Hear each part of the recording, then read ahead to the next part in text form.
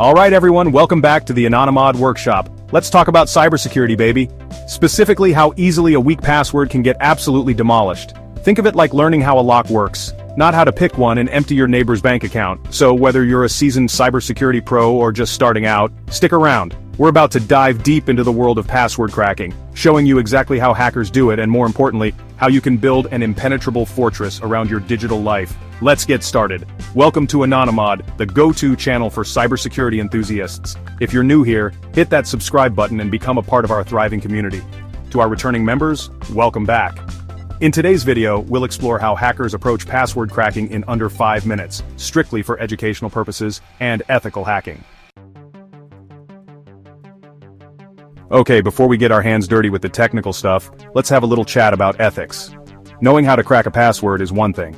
Knowing it's important to understand is a whole other ballgame.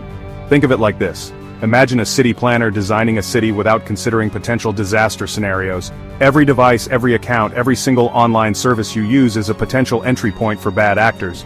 By understanding how hackers think, how they approach these systems, we can actually build stronger defenses. Always, and I mean, get explicit permission before you even think about testing security measures on systems that aren't yours. And if you stumble across a vulnerability, report it responsibly. The goal here is to make the digital world a safer place, not to end up on some watch list. We cool? Awesome. Now let's get down to business. Alright, so what exactly password cracking? Well, imagine you're trying to get into a vault, but you don't know the combination. You could try every single number combination possible, that's called a brute force attack, or you could try guessing based on common combinations or the lock's design, that's more like a dictionary attack. Hackers use specialized tools and techniques to systematically guess or reverse engineer passwords to gain access to systems or accounts. One of the most common methods is called a brute force attack. The tool just keeps trying different character combinations until it stumbles upon the correct password. Then we have dictionary attacks, which are a bit more elegant, shall we say. Instead of just blindly guessing, dictionary attacks use precompiled lists of common passwords. The speed and effectiveness of these attacks depend heavily on the complexity of the password. A simple 8-character password? A hacker with the right tools could crack that open like a fortune cookie. But a long, randomized password with a mix of characters, numbers, and symbols? Now that's a different story. Chapter 3. The Hacker's Toolkit. Meet the Password Cracking A-Team. What do hackers actually use to crack passwords? Well, it's not all Hollywood magic and fancy touchscreens. Sometimes it's just a good old-fashioned command line and some seriously powerful software. First up, we've got Hashcat. This bad boy is like the Swiss Army knife of password cracking. It's incredibly fast, versatile, and can handle a wide range of hashing algorithms. Think of hashing like scrambling your password into an unreadable mess. Hashcat's job is to try and unscramble it. Then there's John the Ripper, an open-source password cracker that's been around since the dawn of time. Or at least the early days of the internet. It's known for its speed and efficiency and is often used for dictionary attacks.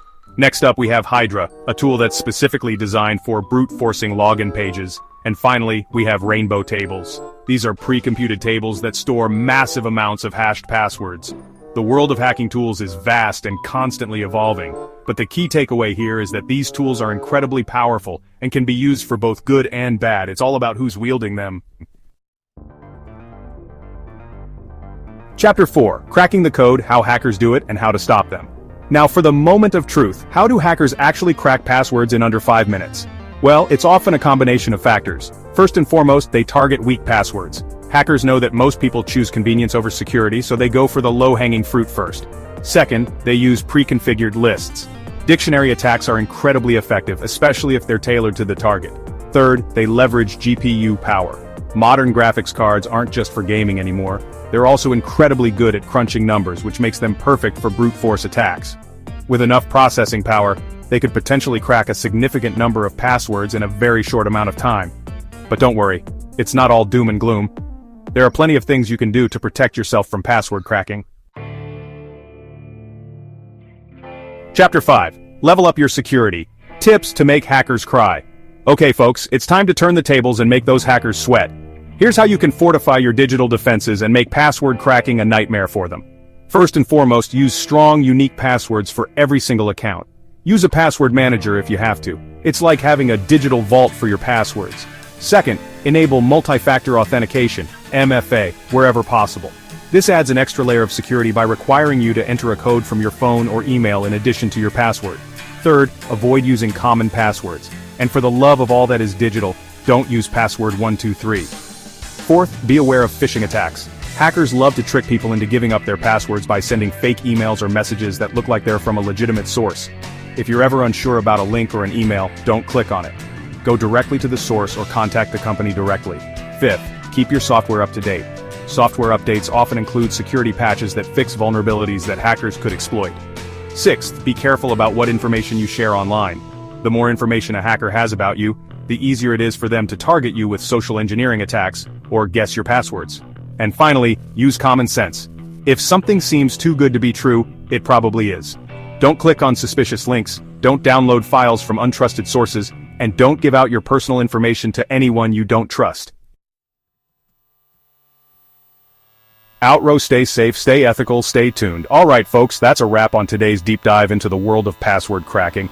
Hopefully you learned a thing or two about how hackers operate, and more importantly, how to protect yourself from their nefarious ways. If you enjoyed this video, be sure to give it a big thumbs up, share it with your friends and family, and subscribe to the channel for more cybersecurity goodness. Until next time, stay safe, stay ethical, and stay tuned. See you in the next one. Stay safe, stay ethical.